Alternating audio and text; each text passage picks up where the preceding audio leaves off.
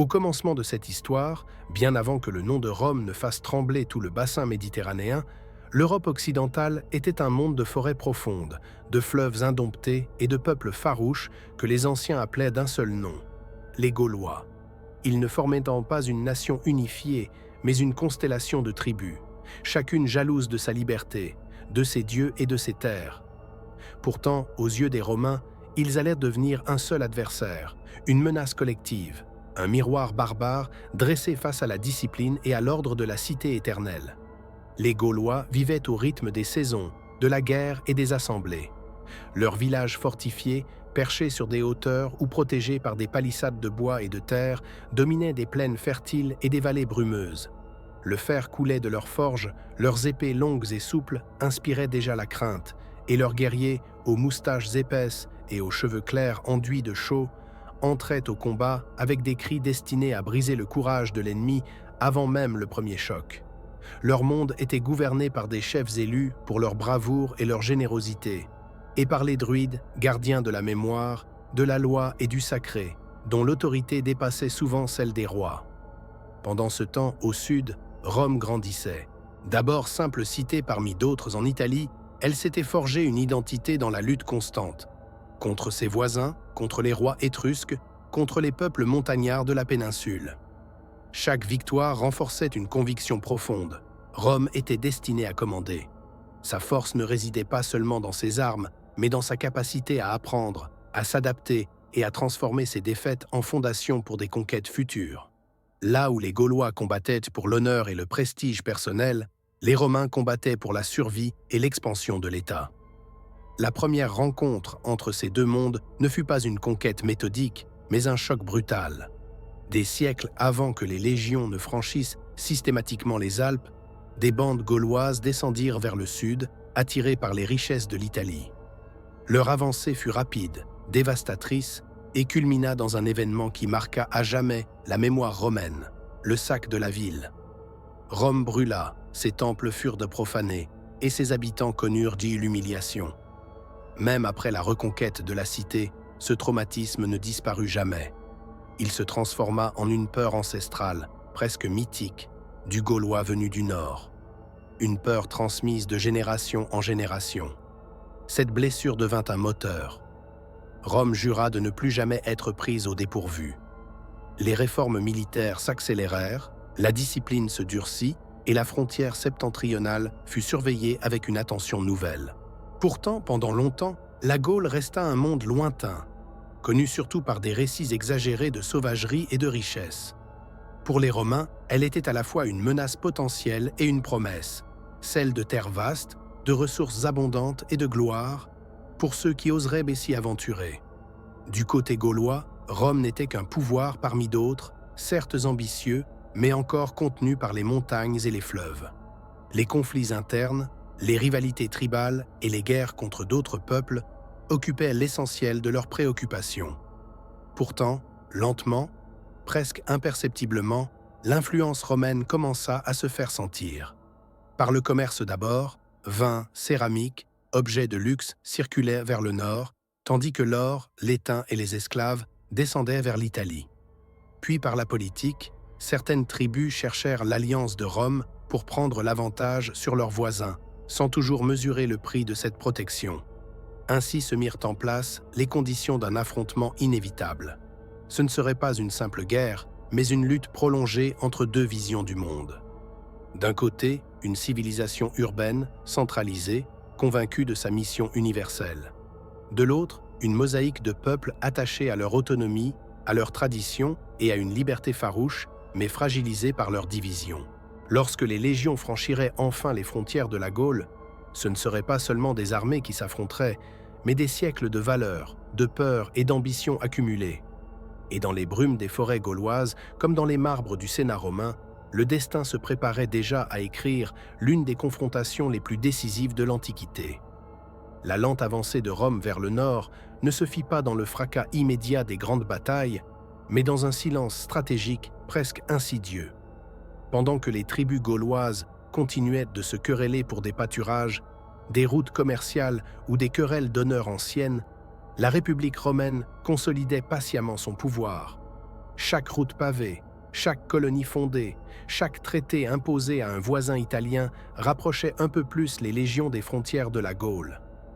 Aux yeux des sénateurs romains, la Gaule n'était plus seulement le souvenir douloureux d'un sac ancien, mais un problème géopolitique à résoudre. Les Alpes, longtemps perçues comme une barrière naturelle infranchissable, commencèrent à être vues comme un simple obstacle technique.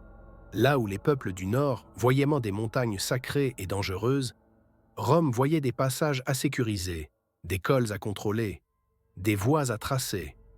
La peur ancestrale se transforma peu à peu en volonté de domination. Dans le sud de la Gaule, les premiers signes de cette pression se firent ressentir.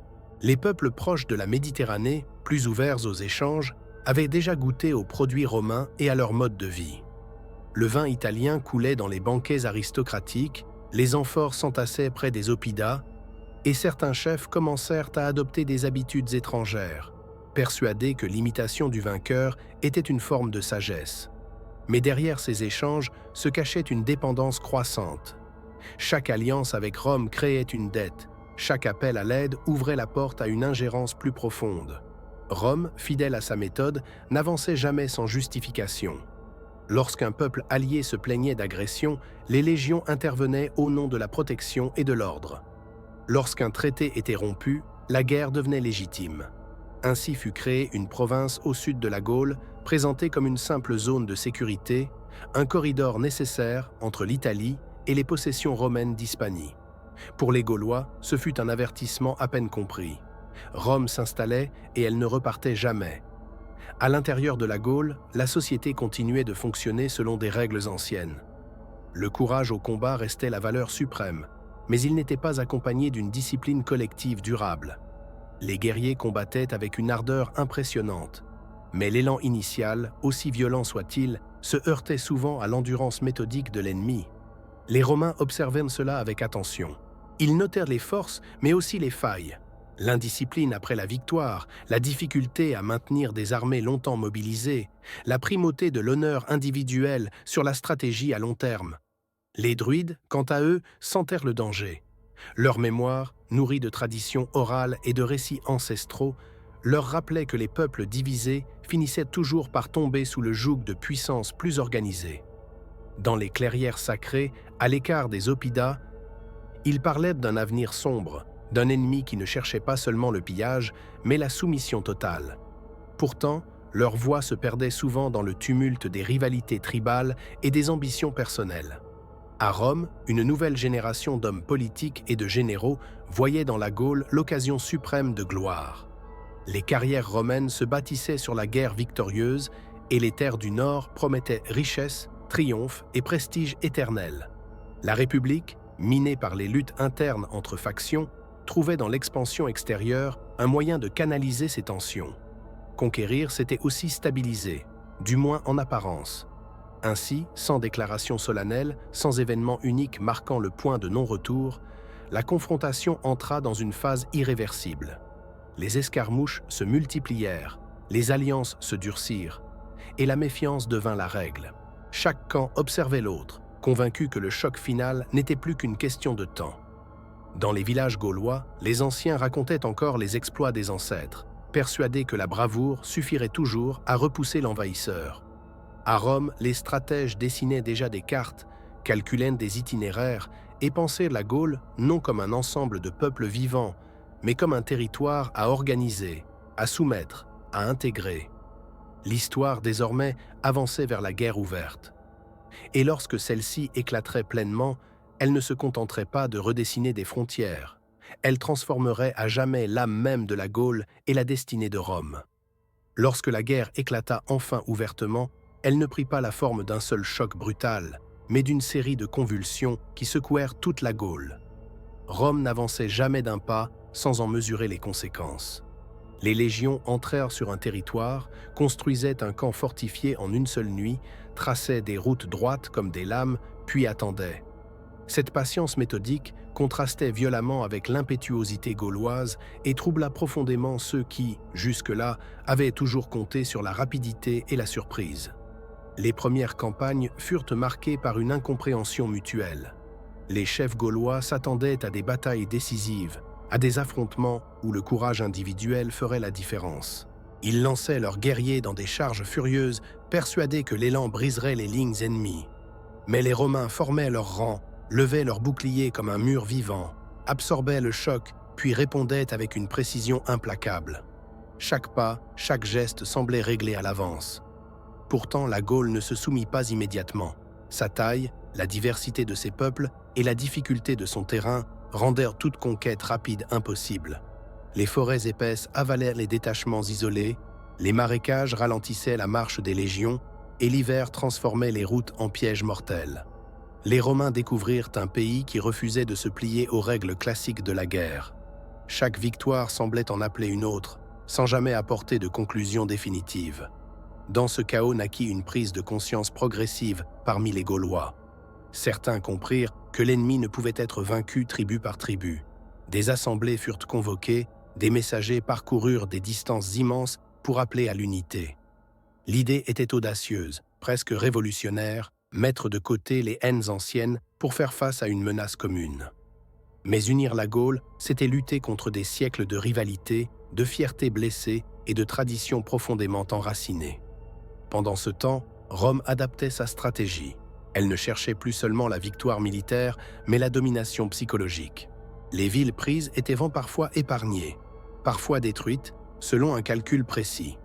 La clémence alternait avec la terreur, envoyant un message clair, la soumission apportait la survie, la résistance menait à l'anéantissement. Cette politique divisait les Gaulois plus sûrement que n'importe quelle épée. Les campagnes s'enchaînèrent, saison après saison. Les champs brûlés, les villages abandonnés et les populations déplacées témoignaient de la violence croissante du conflit. La guerre n'était plus un affrontement de guerriers, mais une lutte totale pour le contrôle du territoire et des hommes. Les druides, témoins impuissants de la destruction de lieux sacrés et de la capture de leurs pères, voyaient s'effondrer l'ordre ancien qu'ils avaient juré de préserver. Au cœur de cette tourmente, une figure commença à émerger parmi les Gaulois. Un chef capable de parler au nom de plusieurs peuples, de comprendre l'ennemi et de transformer la colère dispersée en une force organisée. Son ascension ne fut pas immédiate, ni incontestée. Il dut convaincre, menacer, promettre, parfois trahir pour imposer son autorité. Mais peu à peu, son nom circula dans les Oppida, porteur d'un espoir fragile, celui d'une Gaule enfin unie. Rome observa cette évolution avec inquiétude. L'unité gauloise, même imparfaite, représentait un danger réel. Les légions étaient invincibles face à des adversaires isolés, mais une coalition massive pouvait mettre à l'épreuve leur endurance. Les stratèges romains comprirent que le temps jouait contre eux. Il fallait frapper fort, briser la résistance avant qu'elle ne se transforme en une force cohérente. Ainsi, la guerre entra dans une nouvelle phase, plus intense, plus désespérée. Chaque camp savait désormais ce qui était en jeu. Pour Rome, la Gaule devait être soumise ou devenir une menace permanente à ses frontières. Pour les Gaulois, il ne s'agissait plus seulement de préserver leur indépendance, mais de survivre en tant que peuple libre, avec leurs dieux, leurs terres et leur mémoire. La confrontation approchait de son point de rupture. Et dans le fracas des armes, dans la fumée des villages incendiés et les cris des combattants, l'histoire se préparait à basculer vers son moment le plus dramatique. La montée de la résistance gauloise changea le rythme même de la guerre. Ce qui, pour Rome, avait d'abord ressemblé à une succession de campagnes de pacification se transforma en une lutte longue, lourde, épuisante. Les légions continuaient d'avancer, mais chaque pas semblait désormais payé au prix du sang. Les embuscades se multipliaient, les convois disparaissaient dans les forêts, et des camps romains, pourtant réputés imprenables, furent attaqués sous le couvert de la nuit par des guerriers surgissant des ombres. Au cœur de cette nouvelle phase du conflit, l'unité gauloise prit une forme plus concrète. Les chefs qui, autrefois, n'auraient jamais accepté de partager leur autorité, commencèrent à se plier à une direction commune. Non par amour de l'ordre, mais par nécessité absolue. La guerre avait atteint un niveau de destruction tel que l'indépendance de chaque tribu, prise isolément, n'était plus qu'une illusion. Résister ensemble ou disparaître séparément, tel était désormais le choix. Les assemblées se tinrent dans des lieux sacrés, à l'abri des regards romains. Les serments furent prêtés sur les dieux anciens, les armes brandies comme symbole d'engagement irrévocable. Pour la première fois, une stratégie globale fut esquissée. Il ne s'agissait plus seulement de livrer bataille, mais d'user l'ennemi, de frapper ses lignes de ravitaillement, de l'obliger à combattre dans un pays qui lui était hostile. La Gaule elle-même devait devenir une arme. Rome, pourtant, ne se laissa pas surprendre. Elle avait déjà affronté des ennemis numériquement supérieurs et appris à survivre dans des territoires ennemis. Les généraux romains adaptèrent leurs méthodes, multiplièrent les fortifications, sécurisèrent chaque route, chaque pont, chaque passage stratégique. Là où les Gaulois espéraient la confusion, ils trouvèrent souvent une réponse froide et implacable. La guerre devint un affrontement d'intelligence autant que de courage. La violence atteignit alors un degré rarement égalé. Les villages suspectés de soutenir la résistance furent rasés, leurs habitants réduits en esclavage ou dispersés. En retour, les Gaulois n'épargnaient plus les alliés de Rome ni les tribus accusées de trahison. La guerre civile se mêla à la guerre contre l'envahisseur, ajoutant une couche supplémentaire de tragédie à un conflit déjà dévastateur. Les druides, tentant de préserver un semblant de cohésion morale, voyaient leurs sanctuaires profanés et leurs élèves exécutés. Car Rome comprenait désormais que frapper le cœur spirituel de la Gaule revenait à affaiblir sa résistance. Malgré tout, l'espoir persistait. Les victoires, même limitées, nourrissaient la conviction que Rome pouvait être vaincue. Chaque légion repoussée, chaque camp détruit devenait un symbole puissant, transmis de bouche en bouche comme la preuve que l'ennemi n'était pas invincible. Les guerriers affluaient sous les étendards de la coalition, prêts à sacrifier leurs terres, leurs familles, leur vie même, pour préserver la liberté collective. À Rome, l'inquiétude grandissait. La guerre en Gaule consommait des ressources immenses et mobilisait des forces qui auraient été nécessaires ailleurs. Les succès initiaux ne suffisaient plus à masquer la réalité. La conquête n'était pas acquise. La pression politique s'accrut sur les commandants, sommés d'en finir, d'obtenir une victoire décisive qui justifierait tant de sacrifices. C'est dans ce contexte tendu que la guerre se rapprocha de son point culminant. Les deux camps comprenaient que l'issue ne se jouerait plus dans une série de petites batailles, mais dans un affrontement majeur, capable de briser la volonté de l'un ou de l'autre.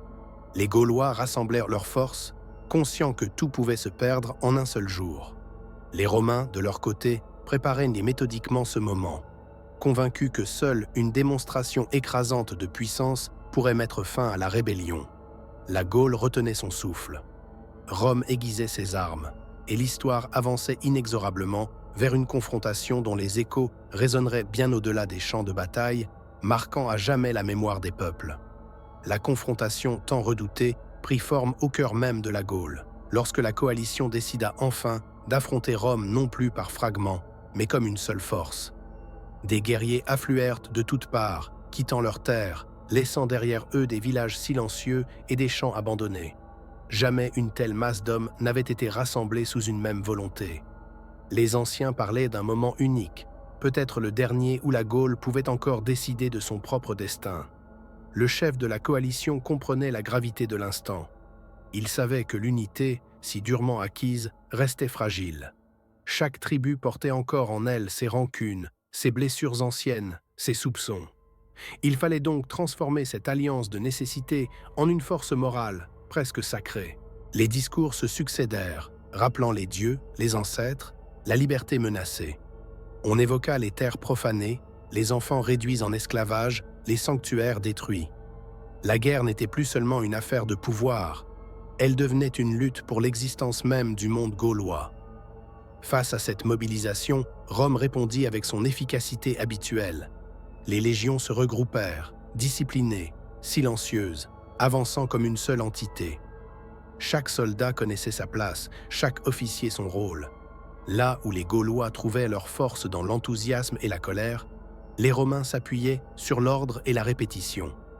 Ils savaient que le temps jouait pour eux, que la coalition, aussi impressionnante fût-elle, aurait du mal à se maintenir longtemps.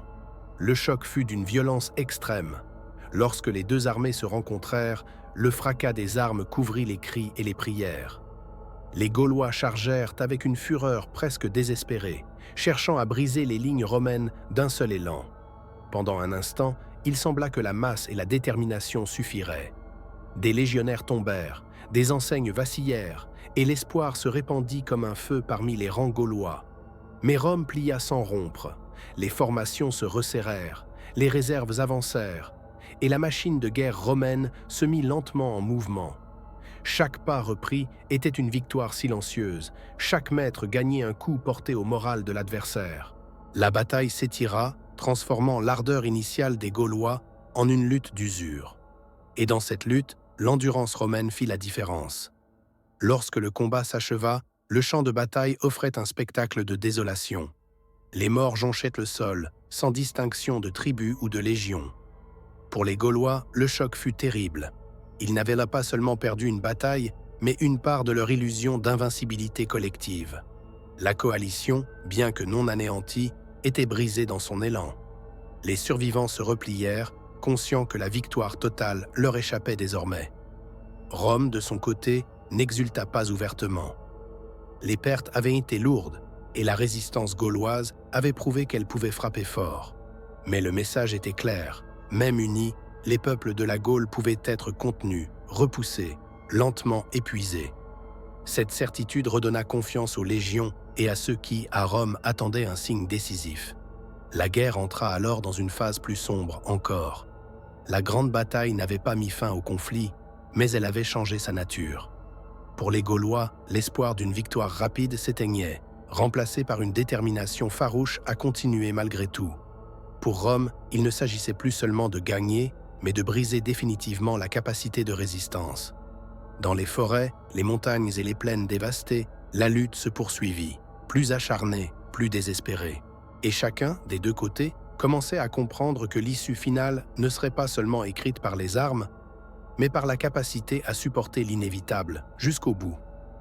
Après la grande bataille, la Gaule entra dans une période de silence trompeur. Les champs autrefois couverts de guerriers se vidèrent, mais la guerre, elle, n'avait nullement pris fin. Elle s'était transformée. Désormais, elle se glissait dans les chemins étroits, dans les bois sombres, dans les nuits sans lune. Ce n'était plus la guerre des grandes charges héroïques, mais celle de l'attente, de la faim et de la peur. Les chefs gaulois comprirent qu'ils ne pouvaient en plus affronter Rome de front. La coalition, affaiblie mais encore vivante, adopta une stratégie radicale. Les villages furent abandonnés, les récoltes brûlées, le bétail emmené loin des routes romaines. La terre elle-même devait devenir hostile à l'envahisseur. Mieux valait la destruction volontaire que l'abondance offerte à l'ennemi. Cette décision fut l'une des plus douloureuses jamais prises. Elle condamnait les populations à la misère immédiate pour préserver l'espoir d'un avenir libre. Les légions avancèrent dans un pays vidé de sa substance. Là où elles s'attendaient à trouver des réserves, elles ne rencontrèrent que des cendres. Là où des marchés auraient dû s'ouvrir, il n'y avait que des ruines silencieuses. Chaque jour de marche coûtait davantage d'efforts, chaque camp nécessitait plus de ravitaillement venu de loin. Pour la première fois, Rome sentit le poids réel de la résistance gauloise, non pas dans la violence des combats, mais dans l'usure constante. Cette guerre d'épuisement frappa durement les soldats. La faim affaiblissait les corps, l'incertitude minait les esprits. Les attaques soudaines, menées par de petits groupes connaissant parfaitement le terrain, empêchaient tout repos véritable. Nul endroit n'était sûr, nulle victoire définitive. Les Romains, habitués à imposer leur rythme, se retrouvaient piégés dans une lutte où le temps jouait contre eux. Mais la souffrance n'était pas l'apanage d'un seul camp. Pour les Gaulois, la stratégie de la terre brûlée signifiait la perte de tout ce qui faisait la vie quotidienne. Maisons, champs, sanctuaires. Les familles erraient, cherchant refuge dans les forêts ou les montagnes. Les anciens mouraient d'épuisement, les enfants de maladie. La liberté avait un prix terrible et tous n'étaient pas prêts à le payer jusqu'au bout. Peu à peu, des fissures apparurent dans l'unité gauloise. Certaines tribus, accablées par les privations, commencèrent à douter. La promesse romaine de clémence, de protection et de stabilité reprenait une force tentatrice. Des négociations secrètes s'engagèrent, des serments furent rompus dans l'ombre. Chaque défection affaiblissait un peu plus la résistance collective et renforçait la position de Rome. Face à cette situation, les chefs de la révolte tentèrent de maintenir la cohésion par des décisions de plus en plus dures. La trahison était punie sans pitié. L'exemple devait dissuader les hésitants. Mais la peur ne pouvait remplacer indéfiniment l'espoir. Et à mesure que les privations s'allongeaient, la question devenait inévitable. Combien de temps encore la Gaule pouvait-elle tenir ainsi? Rome, fidèle à sa logique, sut exploiter ses divisions. Elle offrit la paix à certains, la guerre totale à d'autres. Elle récompensa les alliés, écrasa les irréductibles. Chaque victoire locale, chaque reddition publique envoyait un message clair. La résistance n'amenait que la ruine, la soumission offrait au moins la survie. La guerre approchait alors de son moment le plus critique. Les Gaulois avaient déjà montré une détermination et une ingéniosité remarquables, mais leurs ressources s'épuisaient. Rome, bien que éprouvée, disposait encore de réserves humaines et matérielles presque inépuisables. L'équilibre penchait lentement, inexorablement. Dans ce paysage ravagé, la lutte n'était plus seulement militaire. Elle devenait une bataille morale, une question de volonté. Et chacun des deux côtés savait que l'issue finale se déciderait bientôt, non dans l'éclat d'une victoire éclatante, mais dans l'effondrement silencieux de l'un des deux mondes. La 7e phase de la guerre s'ouvrit dans un climat de lassitude profonde, presque irréel. La Gaule ne brûlait plus seulement sous les coups de Rome, elle se consumait de l'intérieur. Les routes étaient jonchées de réfugiés, les forêts pleines de murmures et de soupçons. Là où, autrefois, les guerriers s'élançaient avec fierté, on voyait désormais des visages creusés par la faim et la peur. La guerre avait cessé d'être une promesse de gloire, elle était devenue une épreuve de survie nue et brutale. Au centre de la résistance, le commandement gaulois tenta un dernier effort pour inverser le cours des choses. Conscient que l'éparpillement des forces avait favorisé Rome, il fut décidé de concentrer ce qui restait de la coalition dans des positions fortes, des lieux choisis pour leurs valeurs défensives et symboliques. Des hauteurs naturelles, entourées de remparts improvisés, devinrent des refuges pour les combattants et les civils. Là, on espérait tenir, gagner du temps, forcer Rome à un siège long et coûteux. Cette décision marquait un tournant psychologique. Se retrancher, c'était reconnaître que l'offensive n'était plus possible. Mais c'était aussi affirmer une volonté farouche. Si la Gaule devait tomber, elle tomberait debout dans une résistance visible, concentrée, presque solennelle.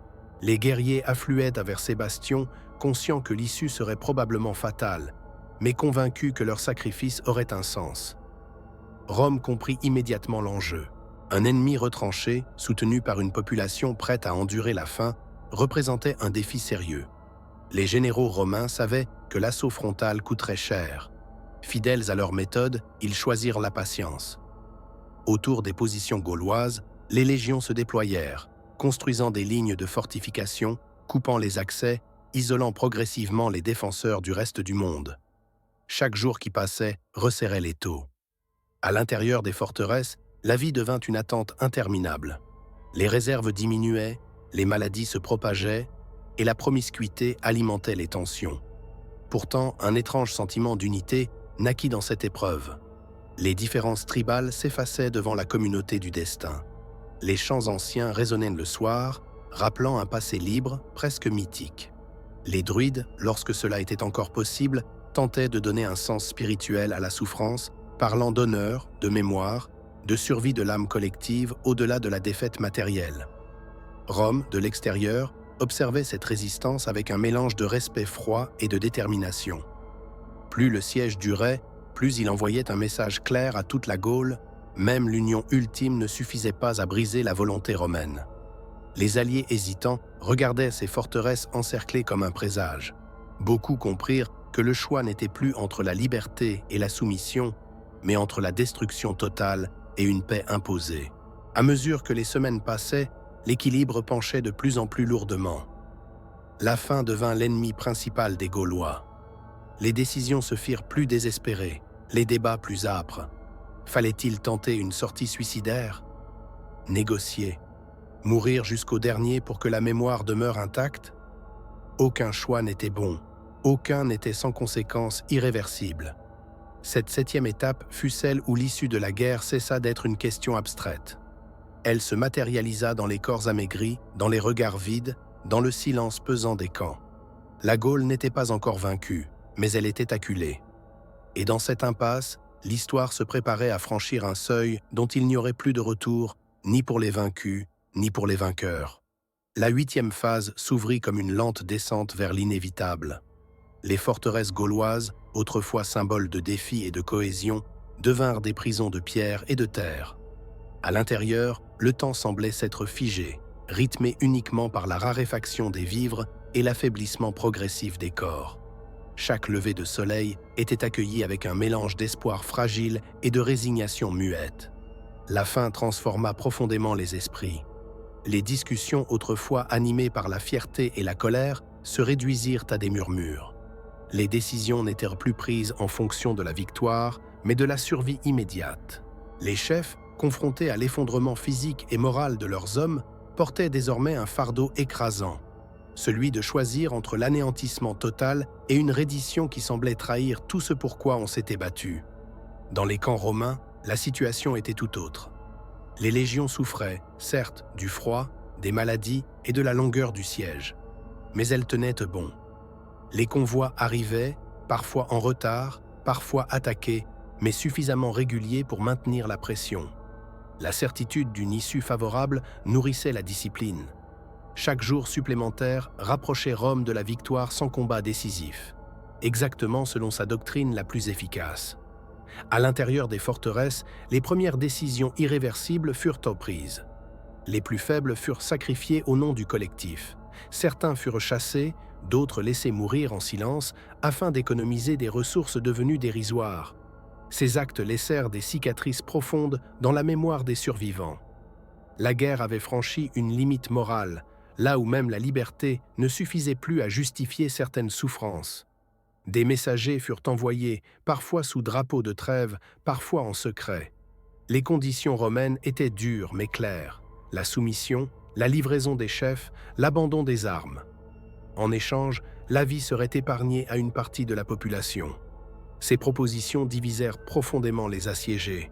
Pour certains, accepter revenait à sauver ce qui pouvait encore l'être. Pour d'autres, c'était renoncer à l'essence même de la Gaule libre. Les débats furent amers, ponctués de silences lourds. Il ne s'agissait plus de stratégie, mais de sens. Que resterait-il du peuple gaulois après une telle défaite? Une mémoire humiliée ou une lignée éteinte?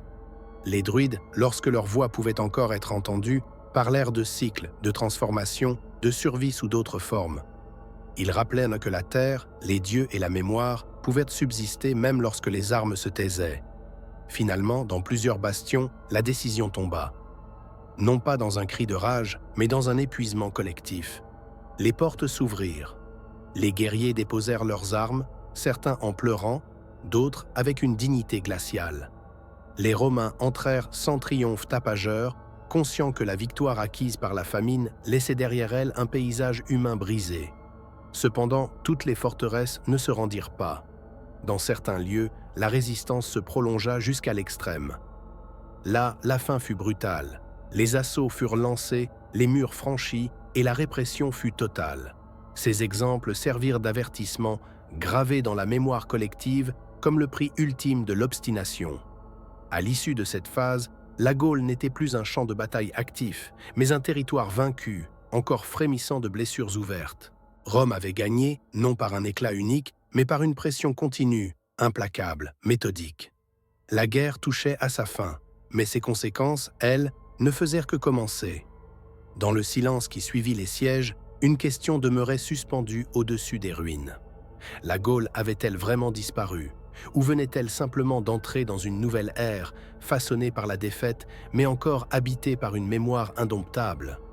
Après la chute des dernières forteresses, la Gaule entra dans un temps nouveau, un temps sans bataille, rangé mais lourd d'une défaite qui se faisait sentir dans chaque geste du quotidien. Les armes s'étaient tues, mais la guerre continuait sous une autre forme, plus subtile, plus profonde.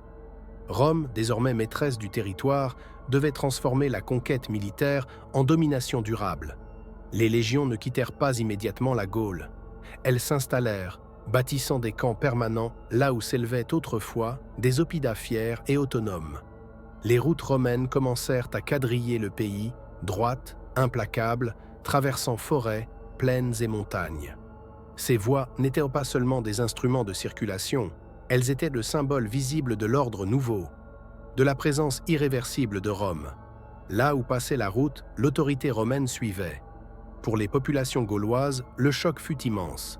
Les chefs survivants furent contraints de prêter allégeance, certains conservant une apparence de pouvoir local, mais sous la surveillance constante des représentants romains.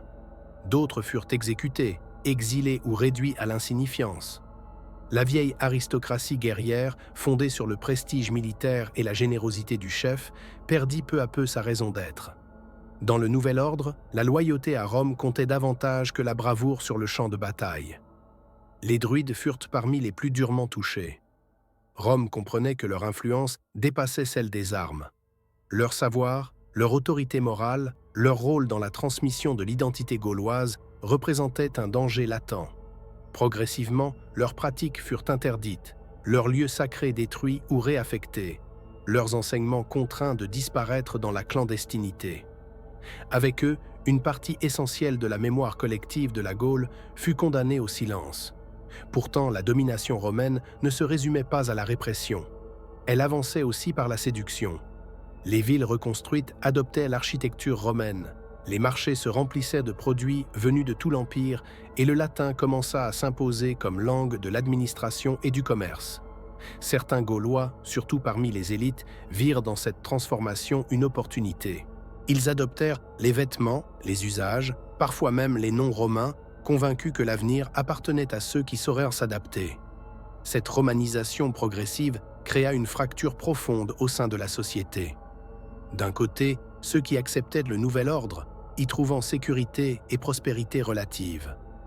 De l'autre, ceux qui, sans armes ni armées, continuaient de résister intérieurement, conservant leurs traditions dans le secret des foyers, transmettant leurs récits et leurs croyances à voix basse, loin des oreilles romaines. La guerre ouverte avait cessé, mais la lutte pour l'âme de la Gaule se poursuivait. Rome, de son côté, considérait la conquête comme un succès exemplaire. Elle avait transformé un ennemi redouté en une province intégrée à son système. Les ressources de la Gaule affluaient désormais vers le sud. Céréales, métaux, hommes pour les légions. Ce territoire autrefois perçu comme une menace devenait un pilier de la puissance romaine. Et pourtant, dans les cercles du pouvoir, certains n'oubliaient pas la résistance acharnée rencontrée. La Gaule avait été vaincue, mais non sans coup, et cette mémoire influençait la manière dont Rome gouvernait désormais ses terres. Pour les Gaulois, l'histoire semblait s'être refermée sur une défaite définitive. Mais sous la surface, quelque chose persistait. Dans les chants murmurés, dans les coutumes rurales, dans le rapport intime à la terre, l'identité gauloise survivait, transformée mais non effacée. La liberté politique avait disparu, mais la mémoire continuait de vivre, prête à se mêler, un jour, à l'héritage romain pour donner naissance à un monde nouveau. Ainsi, la 9e étape ne fut ni celle de la guerre, ni celle de la paix véritable, mais celle de la transition. Un temps d'adaptation forcée, de deuil et de transformation. La Gaule n'était plus ce qu'elle avait été, Rome non plus. Et dans cette lente fusion, faite de domination et de résistance silencieuse, se dessinait déjà l'avenir d'une civilisation née de la confrontation entre deux mondes que tout semblait opposer. La 10e phase marque l'installation progressive de Rome dans la Gaule conquise, un processus qui transforme profondément les structures sociales et économiques du pays.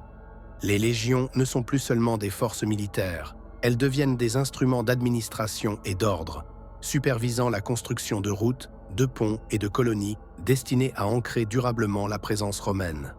Les oppidats gaulois, jadis centres de pouvoir et de culture locale, sont reconstruits à l'italienne avec forums, temples et places pavées, symboles tangibles de la domination impériale. La population gauloise commence à s'adapter, parfois volontairement, souvent par nécessité. Les élites locales sont cooptées dans le système romain. Certains deviennent magistrats, conseillers ou responsables d'impôts, apprenant le latin et les usages civiques romains. Cette inclusion graduelle assure la stabilité, mais elle modifie l'équilibre des pouvoirs. Les valeurs traditionnelles, bravoure individuelle, prestige martial, fidélité tribale, cèdent progressivement la place à des critères de loyauté à Rome et d'efficacité administrative. Le commerce se développe sous cette nouvelle structure. Les routes et voies navigables ouvertes par les Romains facilitent l'échange de céréales, de vins, de métaux et d'objets artisanaux. Les villes gauloises, intégrées au réseau impérial, voient arriver des produits et des idées venus de tout l'Empire. Cette circulation renforce l'influence romaine. mais elle expose aussi la Gaule à une transformation culturelle plus profonde. Les Gaulois adoptent certains usages romains, tout en conservant en secret leurs coutumes et croyances ancestrales, créant un mélange subtil et durable. Sur le plan militaire, les légions restent présentes dans les régions sensibles, assurant que les rébellions restent localisées et rapidement réprimées. Les résistances sporadiques, bien que courageuses, n'ont plus l'ampleur ni l'organisation nécessaires pour menacer sérieusement la domination romaine. La mémoire des combats, des sièges et des sacrifices continue cependant à nourrir la conscience collective des Gaulois, alimentant un sentiment d'identité qui survit malgré l'adaptation forcée. Enfin, la 10e phase révèle un changement psychologique profond. La Gaule n'est plus simplement un territoire conquis. Elle devient un laboratoire pour l'intégration impériale. La population, soumise et en partie romanisée, commence à percevoir un futur où Rome définit les règles et la structure de la société, mais où les racines gauloises persistent dans les coutumes, la langue locale et la mémoire des ancêtres. C'est un moment clé, celui où la guerre de conquête se transforme en une longue période de coexistence forcée et d'évolution culturelle, préparant le terrain pour les siècles à venir. La 11e phase illustre la Gaule après les premières années de pacification romaine. Les légions, tout en maintenant une présence militaire discrète, supervisent désormais l'administration des territoires. Les routes pavées et les colonies construites servent à contrôler et à intégrer la population, mais elles facilitent aussi le commerce et la diffusion culturelle. La romanisation s'intensifie. Des temples romains remplacent certains sanctuaires gaulois, tandis que les élites locales adoptent le latin et des fonctions administratives pour sécuriser leur position. Cette transformation crée un équilibre fragile entre soumission et préservation de l'identité. Les populations rurales, bien que contraintes, continuent de transmettre clandestinement les coutumes et récits ancestraux, maintenant vivante la mémoire collective de la Gaule. Le commerce prospère sous la surveillance romaine. Le vin, les céréales, les métaux et l'artisanat local circulent dans tout l'Empire. Les villes gauloises deviennent des centres d'échange, intégrant la Gaule à un réseau économique vaste et stable, tandis que la culture romaine imprègne progressivement les mœurs, la langue et les pratiques sociales. Militairement, les incursions gauloises sont désormais sporadiques et rapidement contenues.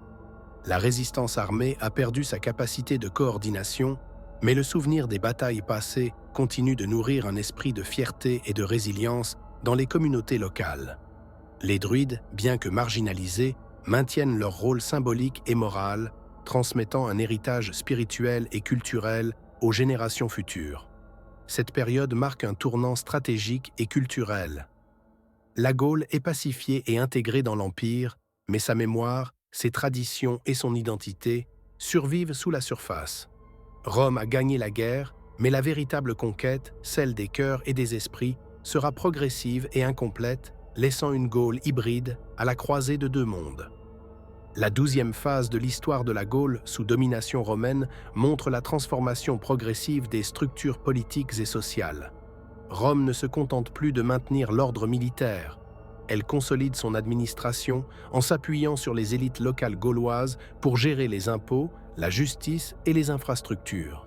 Les oppida, désormais centres administratifs, deviennent des villes mixtes où coexistent populations gauloises et colons romains, reflétant un mélange culturel et social inédit. Les campagnes agricoles sont réorganisées selon les modèles romains, avec des fermes et des domaines plus productifs. Le commerce s'intensifie grâce aux routes et aux voies navigables, et les produits gaulois circulent dans tout l'Empire. La romanisation se diffuse, non seulement à travers le langage et l'architecture, mais aussi dans les pratiques juridiques et religieuses.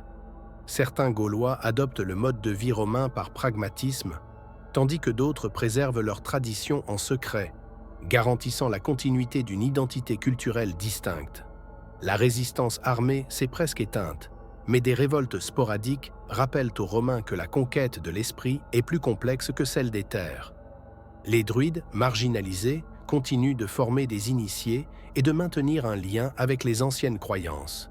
Rome, forte de sa victoire militaire et de sa capacité à administrer le territoire, transforme la Gaule en province stable, intégrée mais diverse, où coexistent conquête, adaptation et mémoire culturelle. Ainsi, cette phase est celle de l'équilibre fragile. Rome détient le contrôle politique et militaire, mais l'âme de la Gaule subsiste, prête à influencer le futur à travers ses coutumes, ses récits et sa résilience silencieuse. La 13e phase approfondit l'intégration progressive de la Gaule dans le monde romain, tout en soulignant la persistance des traditions gauloises sous-jacentes. Les villes et colonies romaines servent désormais de centres culturels et économiques, attirant artisans, commerçants et fonctionnaires. Les marchés prospèrent, les routes permettent une circulation fluide des marchandises, et le vin, les céréales, les métaux et les produits artisanaux gaulois se retrouvent dans tout l'Empire. Sur le plan social, un double système coexiste. D'un côté, la culture romaine, visible dans l'architecture, le langage et le droit. De l'autre, les coutumes gauloises, préservées dans les villages, les foyers et les forêts. Les élites gauloises, souvent intégrées à l'administration romaine, adoptent les usages romains tout en conservant leur identité d'origine. Cette coexistence crée un équilibre fragile, où l'adaptation devient un outil de survie autant qu'une stratégie politique. La mémoire des combats passés reste vive.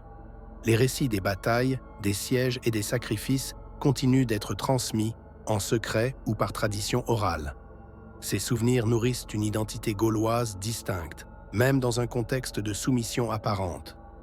Les druides, malgré les interdictions, perpétuent leur enseignement, veillant à ce que les valeurs anciennes ne disparaissent pas totalement. Cette phase illustre un changement fondamental. La Gaule n'est plus un territoire en guerre, mais un espace intégré à l'Empire romain où la domination se combine avec la persistance culturelle. Rome détient le contrôle politique et militaire, mais l'âme gauloise survit, prête à influencer les générations futures et à laisser une empreinte durable dans le tissu de la civilisation romaine. La 14e phase marque la consolidation définitive de la Gaule sous l'autorité romaine et l'émergence d'une Gaule hybride. Après des décennies de conflits et de résistances sporadiques, les légions ont stabilisé les territoires, les routes et les villes. Les oppida, transformés en colonies romaines, servent à administrer les populations et à contrôler les ressources, tandis que le commerce et les infrastructures permettent à l'Empire de tirer pleinement profit des richesses gauloises. Les élites gauloises, désormais intégrées dans l'administration romaine, jouent un rôle essentiel. Elles servent d'intermédiaires entre les populations locales et les gouverneurs romains, adoptant souvent les pratiques, la langue et les coutumes romaines pour sécuriser leur pouvoir. Mais cette romanisation n'efface pas totalement les traditions. Dans les campagnes, dans les forêts et dans les foyers, les coutumes gauloises persistent, ainsi que la mémoire des batailles et des sacrifices. La religion, elle aussi, subit une transformation. Les cultes romains s'implantent dans les villes et les centres administratifs, mais les croyances gauloises survivent dans la clandestinité. Les druides, bien que marginalisés, continuent à transmettre leur savoir et à maintenir le lien avec les ancêtres, assurant la survie de l'âme culturelle de la Gaule. Ainsi, cette phase illustre un équilibre subtil. Rome domine politiquement et militairement, mais la Gaule conserve une identité vivante, prête à réapparaître à travers la mémoire collective, les traditions et la culture locale. La conquête militaire est achevée, mais la conquête culturelle reste incomplète, et cette dualité façonnera profondément l'histoire et l'avenir de la région. La 15e phase de l'histoire de la Gaule sous Rome montre la maturation de l'intégration culturelle et administrative. Après des décennies de conquête, les structures romaines sont pleinement établies. Routes, ponts, villes fortifiées et colonies assurent le contrôle politique et la circulation des biens et des hommes. La présence militaire, bien que moins visible, reste un élément de dissuasion permanent contre toute rébellion. La société gauloise connaît désormais une double identité. Les élites locales adoptent les pratiques, le droit et la langue romains, participant à l'administration et au commerce.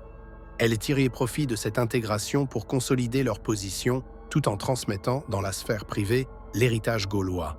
Dans les campagnes et les forêts, les traditions ancestrales survivent, entretenues par la mémoire des anciens et les enseignements des druides qui continuent d'exister, discrètement, comme gardiens du passé. Le commerce et l'économie prospèrent. Produits agricoles, artisanat et métaux circulent désormais dans un réseau intégré à l'Empire. La romanisation est visible dans l'architecture, la langue, les cultes publics et les pratiques administratives, mais elle coexiste avec les coutumes locales, créant une Gaule hybride. Cette phase illustre la victoire complète de Rome sur le plan militaire et administratif, tout en révélant la résistance culturelle et spirituelle persistante de la Gaule. La conquête est désormais durable, mais l'âme gauloise survit dans les traditions, la mémoire collective et la transmission discrète des savoirs, préparant le terrain pour une identité fusionnée et résiliente dans les siècles à venir. La 16e phase de cette histoire de la Gaule sous domination romaine montre la stabilisation complète de l'ordre impérial et la survie subtile de l'identité gauloise. Après des décennies de conquête et de résistance, Rome contrôle solidement le territoire. Les routes pavées, les villes fortifiées et les colonies assurent non seulement le commerce et la circulation, mais symbolisent également la permanence de l'autorité romaine. Les légions, bien qu'en partie retirées des zones frontalières, restent un rappel silencieux de la puissance impériale. Les élites gauloises continuent d'être intégrées dans l'administration romaine, mais cette intégration entraîne un délicat équilibre. La romanisation s'étend à la langue, à l'architecture, au culte et aux usages civiques. Cependant, dans les campagnes et les foyers, les traditions gauloises perdurent, transmises oralement ou à travers des rites discrets. Les druides, marginalisés mais encore influents, préservent le lien avec le passé et enseignent aux générations futures le respect des coutumes ancestrales et des valeurs guerrières et spirituelles. Le commerce atteint un niveau d'intégration jamais vu auparavant. Les produits agricoles, artisanaux et métalliques circulent dans tout l'Empire, reliant la Gaule à Rome et aux provinces lointaines. La culture romaine imprègne les villes, mais la mémoire gauloise, inscrite dans les chants, les récits et les pratiques quotidiennes, reste vivante. Cette phase illustre la dualité de la conquête. Rome a triomphé militairement et administrativement, mais l'âme gauloise, intacte dans ses traditions et sa mémoire, continue d'exister. La Gaule devient ainsi un espace hybride où la puissance romaine s'impose extérieurement, tandis que l'esprit gaulois survit intérieurement, préparant le terrain pour l'émergence future d'une identité fusionnée, riche de deux héritages. La 17e et dernière phase conclut l'histoire de la Gaule face à Rome, synthétisant la transformation complète du territoire et de ses habitants. Après des décennies de guerres, de sièges et de résistance acharnée, la conquête militaire est achevée. Les légions romaines ne sont plus simplement des instruments de combat, elles incarnent désormais l'ordre et l'administration. Les villes et routes pavées, les ponts et colonies symbolisent l'intégration définitive de la Gaule dans l'Empire, tout en facilitant la circulation des hommes, des marchandises et des idées. La société gauloise s'est adaptée. Les élites locales, intégrées dans l'administration romaine, participent à la gestion des affaires civiles, adoptent la langue et les coutumes romaines et tirent profit des opportunités offertes par l'Empire. Cependant, la culture et la mémoire gauloise persistent dans les villages, les foyers et les forêts. Les coutumes ancestrales, la religion druidique et les récits des batailles survivantes maintiennent vivante l'identité d'un peuple ancien, malgré la domination extérieure. La Gaule devient ainsi un territoire hybride, extérieurement romanisé, politiquement et militairement soumis, mais intérieurement imprégné de traditions anciennes. Cette dualité crée une richesse culturelle unique, où la mémoire de la résistance, la sagesse des druides et les coutumes gauloises continuent d'influencer la vie quotidienne et la transmission des savoirs. Rome a remporté la guerre, mais l'esprit gaulois survit, préparant le terrain pour les siècles à venir et laissant un héritage durable dans l'histoire de l'Europe occidentale. La confrontation entre Gaulois et Romains n'est pas seulement une histoire de conquête, mais une saga de survie culturelle, d'adaptation et de mémoire collective, dont les échos se feront sentir bien après la fin des combats.